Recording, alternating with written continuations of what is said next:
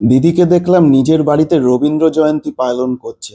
বড় রবীন্দ্রনাথ ঠাকুরের একটা ছবি নিয়ে তাকে শ্রদ্ধার্ঘ্য দিচ্ছে। তার মধ্যেও পলিটিক্যাল কথাবার্তা, গান, কুণাল ঘোষও ছিল সেখানে। আর সাথে ওর মধ্যেই একটা ছবি ভাইরাল হচ্ছে, এই ছবিটা। এটা দেখি আমি একটা জিনিসই বলতে চাই, এখন বুঝতে পারছেন তো, সত্যের জয় হয়, কর্মার জয় হয়। আগে যত রবীন্দ্র জয়ন্তী বলুন, নেতাজি জয়ন্তী বলুন, যা হয়েছে তাদের ছবি ছোট ছোট, তার পাশে আপনার নেতাদের আর আপনার ছবি বিশাল বড় করে। এখন আপনি নিচু হয়ে গেলেন, আপনারা ছবি দেখা যাচ্ছে না। এই লেকচারের মধ্যে আমি একটা জিনিস বললেন, শুনলাম যে আপনাকে ফায়ার ব্রিগেডের সামনে জায়গা দেওয়া হয়নি, হাজরার মোড়ে জায়গা দেওয়া হয়নি, এখানে দেওয়া হয়নি, আপনি এখনো দোষারোপ করছেন। আমি বলতে চাই, আপনাকে কেন জায়গা দেবে? আপনি এই মুহূর্তে কে? এখন আপনি একটা সাধারণ সিটিজেন, আপনাকে তো মানুষ চেনে। আপনি রবীন্দ্র জয়ন্তীর নামে এই ঘরেই যখন আপনি পলিটিক্যাল লেকচার দিচ্ছেন, আপনি ওখানে বড় মঞ্চেও তো পলিটিক্যাল লেকচার দেবেন। আপনার তো সেই রাইট নেই এখন পলিটিক্যাল লেকচার দেওয়ার। আপনি বা আপনার সরকার যদি কাজ করতো সত্যিকারে, তাহলে এই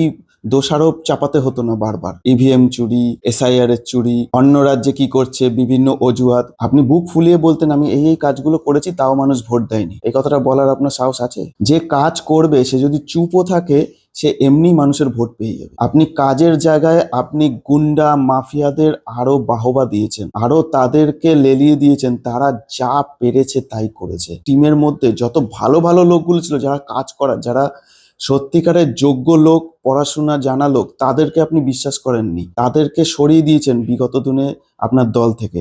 তারা চলে গেছে, কিন্তু রেখেছেন এইসব গুন্ডা মাফিয়া, যাদের মুখ ঝুলে পড়েছে মদ খেতে খেতে রাত্রিবেলা। মদন, অনুব্রত, পার্থ, এসব মুখগুলো দেখবেন একদম সমান। আপনি ভালোদের সরিয়েছেন নিজের ক্ষমতা সরে যাওয়ার লোভে। আপনি ক্ষমতাকে এতই ভালোবাসেন, সেটা জোর জবরদস্তি ধরে রাখার চেষ্টা। এবার বুঝতে পেরেছেন তো, জোর করে কিচ্ছু রাখা যায় না।